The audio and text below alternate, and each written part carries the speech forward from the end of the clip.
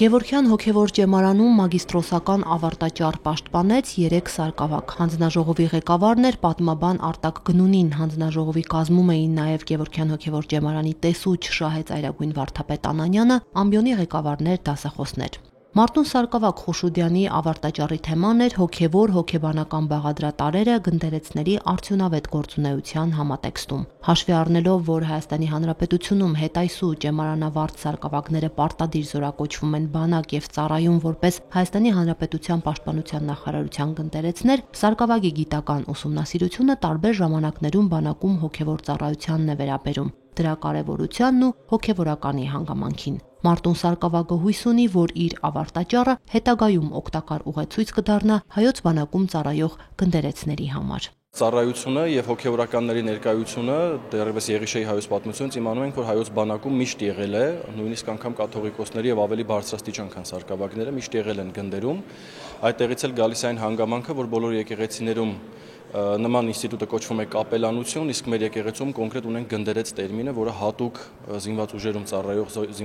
հոգեվորականներին է վերաբերվում։ Իմ ավարտաճառում օգտվել եմ այն առումից, որ մեր ծառայությունը այնտեղ պարտադիր է եւ հաշվի առնելով այն հանգամանքը, որ զինվորականները, ինչպես զինվորները, այնպես էլ սպաները ծառայության բերումով բազմակի անգամներ իրենց ծառայության ընթացքում կարող են հայտնվել սթրեսային եւ անորոշ իրավիճակներում, բացի հոգեբանական կայունությունից, սթրեսակայունությունից եւ այլ հոգեբանական հատկություններից անհրաժեշտ է, որպեսզի նրանք լինեն նաեւ հոգեվոր առումով պաշտպանված եւ հոգեվոր առումով ավելի զարգացած։ Գևորգ Սարգսակ Ավետիսյանի ավարտաճառի թեման հայոց եւ վրաց եկեղեցիների բաժանումն էր։ 2020 թվականին է ընտրել այս թեման ճեմարանի այդ ժամանակվա տեսչի Հայր Գարեգինի խորհրդով։ Քանի որ Գևորգ Սարգսակը ծնունդով Թբիլիսիից է եւ փայլուն տիրապետում է վրացերենի, կարողացել է հարցին համակողմանի մոտենալ։ Սարգսակը հարցի ուսումնասիրությունը սկսել է հենց բաժանման տարեթվից 608 թվականից, ապա անդրադարձել երկու երկրների եկեղեցական պատմության փոփոխություններին, կոնֆլիկտներին։ Հայոց եւ վրաց եկեղեցիների բաժանման հարցին ժամանակին անդրադարձել են նաեւ Ներսես Վարդապետ Ակինյանը հոդվածների շարքով, Վիրահայոց ներկայիս առաջնորդը դրվագներ հայոց եկեղեցու բաժանման մասին աշխատությամբ, սակայն նման համակողմանի անդրադարձ դեռ չի կատարվել։ Ի տարբերություն այդ ուսումնասիրությունների ես ավելի շատ շեշտադրումը դրել եմ վրացերեն աղբյուրների վրա եւ օգտագործել ենք այսօրվա եւ պատմաբանների տեսակետները եւ նաեւ նախորդ դարի վերջերս գործող պատմաբանների տեսակետները, այդ թվում Իվանե Ջավախիշվիլի, ով որ հիմնադրել է Վրաց պետական համալսարանը, այսինքն մեծագույն պատմաբաններից է վրաց պատմագրության մեջ եւ անդրադարձել ենք նաեւ հայագետ եւ պատմաբանին Զազա Ալեքսիձեին, ով որ տարիներ առաջ է իր մահկանացուն կնքել ցավոք սրտի եւ անդրադարձել ենք Անանիա Ջափարիձեին, եւ ով եպիսկոպոս է եւ վրաց եկեղեցում ինչ այսօր իր ծառայությունն է բերում եւ նա ամբողջական այսպես ուսումնասիրություն է գրել վրաց եկեղեցու պատմության եւ այնտեղ զգալիորեն անդրադարձել է այս հարցին։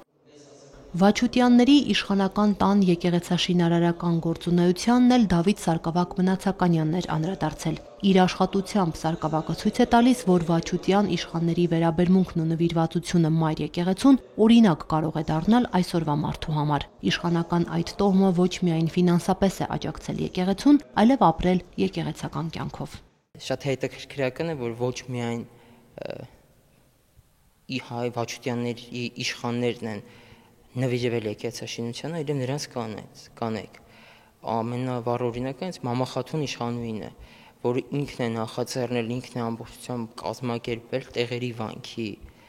կառուցումը, ու հենց այնտեղ էլ ինքը թաղվել է։ Բացի դրանից նաև իր որդու կինը, իր թոռան կինը բոլորը ներգրաված են եղել ամբողջությամբ այն գործին, ու որը ներգրաված են եղել իրենց ամուսինները։ Ու նաև հետաքրքիր է նրանց զինանշանը, որում